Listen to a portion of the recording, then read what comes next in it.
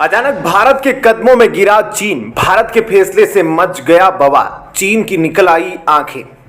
Papua New Guinea में भारत की entry से चीन की उड़ी नींद। दोस्तों, अपनी टेक्नोलॉजी के दम पर भारत को आंख दिखाने वाले चीन ने भारत के सामने एक बड़ी मदद की डिमांड रख दी है। भारत जितनी भी मुश्किल में हो, चीन के कदमों में जाकर कभी भी मदद की गुहार नहीं लगाता है। वैसे तो चीन भी भारत को अपना सबसे बड़ा दुश्मन समझता है, लेकिन चीन जो मदद भारत से मांग रहा है, चीन की मजबूरी भी है और कोई भी देश चीन की समस्या का हल दे भी नहीं सकता।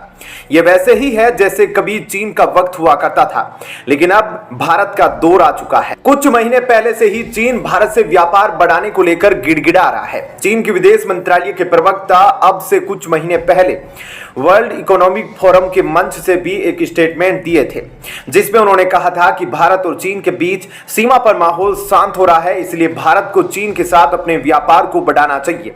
दरअसल चीन भारत से एक बहुत ही महत्वपूर्ण रॉ मटेरियल की मांग कर रहा है। चीन की इस मांग को केवल भारत ही पूरा कर सकता है, क्योंकि भारत के रॉ मटेरियल पर ही चीन की लगभग 80% निर्भरता है। कुछ महीने पहले ही भारत ने इस महत्वपूर्ण रॉ मटेरियल की सप्लाई को रोककर चीन को अपने सामने कदमों में गिरकर गिड़गिड़ाने और घुटने टेकने पर मजबूर कर दिया।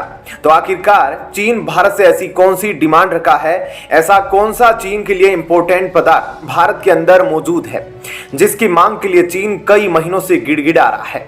इस पर पूरे विस्तार से इस वीडियो में आपको बताएंगे, लेकिन उसके साथ ही एक और महत्वपूर्ण खबर के बारे में भी इस वीडियो में चर्चा करेंगे, और यह खबर भारत और पपुआ न्यू गिनी से जुड़ी है। इस खबर से चीन की नींद गायब होने लगी है, क्योंकि चीन ने यहां पर बेल्ट एंड रोड इनिशिएटिव के तहत निवेश किया हुआ है। चीन की नजर 1.5 करोड़ आबादी वाले देश पपुआ न्यू गिनी पर काफी समय से टिकी हुई है, क्योंकि यह देश सोना तांबा जैसे समृद्ध संसाधनों वाला देश भी है। इसलिए चीन ने पपुआ न्यू गिनी के साथ मिलकर एक फ्री ट्रेड डील भी की है। लेकिन भारत ने जो खेल पपुआ न्यू गिनी में किया है, वह चीन के लिए बहुत बड़ा झटका है। तो आइए दोस्तों, इन दोनों खबरों के बारे में विस्तार से जानते हैं, लेकिन उसके पहले आपसे एक छोटी सी रिक्वेस्ट है। अगर हमारे द्वारा बताई गई खबरें आपको पसंद आती है तो वीडियो को लाइक करके चैनल को सब्सक्राइब जरूर करें। दोस्तों, एक दौर था जब लगातार भारत और चीन के बीच व्यापार बढ़ रहे थे। इस व्यापार में भारत चीन से ज्यादा चीजों को इंपोर्ट करता था। भारत का चीन के अंदर एक्सपोर्ट कम हो रहा था, लेकिन पिछले कुछ सालों से लगातार भारत का एक्सपोर्ट चीन के अंदर बढ़ रहा है, जो भारत के लिहाज से बहुत ही सकारात्मक खबर है। दरअसल भारत के अंदर बहुत बड़ी मात्रा में आयरन ओर पाया जाता है। भारत आयरन ओर का बहुत बड़ा एक्सपोर्टर है। दोस्तों, आपको यह जानकर हैरानी होगी कि भारत जितनी भी आयरन ओर का एक्सपोर्ट करता है, उसका 90% एक्सपोर्ट चीन को होता है। केवल 10% दूसरे देशों को भारत एक्सपोर्ट करता है। आप इसी आंकड़े से अंदाजा लगा सकते हैं कि चीन इस रॉ मटेरियल पर किस हद तक भारत पर निर्भर करता है। और पिछले कुछ महीनों से भारत धीरे धीरे चीन को होने वाले आयरन ओर के एक्सपोर्ट को कम करने लगा, जिससे अब चीन को आयरन ओर की कमी होने लगी है। दोस्तों, इससे चीन पर क्या प्रभाव पड़ा, इसे बताने से पहले आपको बताते हैं कि आखिरकार यह आयरन ओर होता क्या है। दोस्तों, आपको पता होगा हमारी पृथ्वी की आंतरिक संरचना 3 हिस्सों में बंटी हुई है। पृथ्वी की ऊपरी सतह को क्रस्ट और उसकी निचली सतह को मेंटल और सबसे निचली सतह को कोर कहा जाता है। जितने भी संसाधन मौजूद है वे पृथ्वी के आंतरिक भागों में हैं। ऐसे में जब हम जमीन से लोहा निकालने के लिए खुदाई करते हैं, तो ऐसा संभव नहीं है कि सीधे लोहा ही निकल आए, बल्कि बड़ी बड़ी चट्टानें निकलती है और इन्हीं चट्टानों को आयरन कहा जाता है। इन्हीं आयरन ओर में लोहा मौजूद होता है। भारत के अंदर जो आयरन ओर पाया जाता है, यह बहुत ही अच्छी ग्रेड का होता है, जिसमें तकरीबन 60% तक लोहा मौजूद होता है। आयरन ओर से इस लोहे को निकालने के लिए उसका प्रोसेस किया जाता है, तब जाकर पूरा लोहा निकलता है। अब भारत खुद लोहा को निकालने के लिए उसका प्रोसेस नहीं करता, बल्कि चीन को सीधे आयरन ओर का एक्सपोर्ट कर देता है।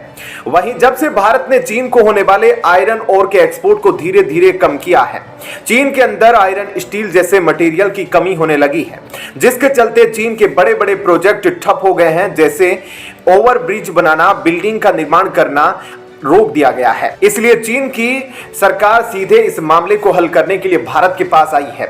चीन का अब भारत से कहना है कि हमारे पास आयरन की बहुत कमी हो रही है, इसलिए हम रिक्वेस्ट करते हैं हमारी मदद जल्द से जल्द की जाए। और चीन की ओर से भारत के सामने 25 मिलियन टन यानी कि 2.5 करोड़ टन आयरन ओर की डिमांड रखी गई है। लेकिन भारत की ओर से कहा गया कि हम आने वाले समय में आयरन ओर में और भी कटौती करने जा रहे हैं, जिसके चलते इतनी बड़ी डिमांड को पूरा करने में भारत सक्षम नहीं हो पाएगा।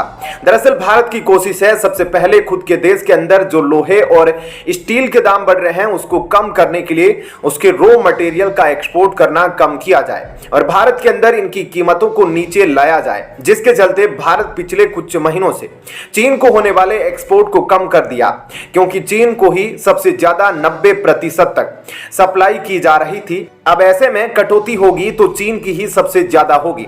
बहरहाल दोस्तों, यह तो थी पहली खबर। अब आइए आपको दूसरी खबर की ओर ले चलते हैं। दोस्तों, भारत ने पपुआ न्यू गिनी को $1 मिलियन की राहत सहायता भेजी है। पपुआ न्यू गिनी वही देश है जिसके प्रधानमंत्री जब 2023 में आए तो उन्होंने प्रधानमंत्री मोदी के पैर छुए थे। अभी हाल ही में पपुआ न्यू गिनी के अंदर एक ज्वालामुखी विस्फोट हुआ था, जिसके चलते हजारों लोग प्रभावित हुए और भारत लगातार पपुआ न्यू गिनी को राहत सामग्री भेज रहा है। भारत की ओर से लगातार पपुआ न्यू गिनी को मदद से चीन की नींद उड़ रही है, क्योंकि चीन ने पहले से ही अपनी कई हजार करोड़ इस देश में इन्वेस्ट कर रखे हैं। वहीं दूसरी ओर पपुआ न्यू गिनी ऑस्ट्रेलिया के बिल्कुल करीब है। ऑस्ट्रेलिया क्वाड संगठन का हिस्सा है और क्वाड संगठन लगातार चीन के खिलाफ योजनाएं बना रहा है। इसलिए चीन भी पपुआ न्यू गिनी को अपने पक्ष में करने के लिए उसके साथ फ्री ट्रेड एग्रीमेंट भी साइन किया हुआ है। पपुआ न्यू गिनी के प्रधानमंत्री के साथ लगातार चीन संपर्क में रहता है। वहीं भारत की ओर से जो नई सहायता पपुआ न्यू गिनी को भेजी गई है, इसमें ऑस्ट्रेलिया का भी सहयोग रहा है। भारत की ओर से भेजी गई सहायता ऑस्ट्रेलिया की वायुसेना के द्वारा की गई है। भारत और ऑस्ट्रेलिया दोनों ही चीन के दुश्मन देशों की लिस्ट में गिने जाते हैं। ऐसे में चीन की टेंशन बढ़ना तो लाजमी है। बहरहाल दोस्तों, इस खबर में इतना ही। मिलते हैं आपसे एक नई खबर में। जय हिंद, जय भारत।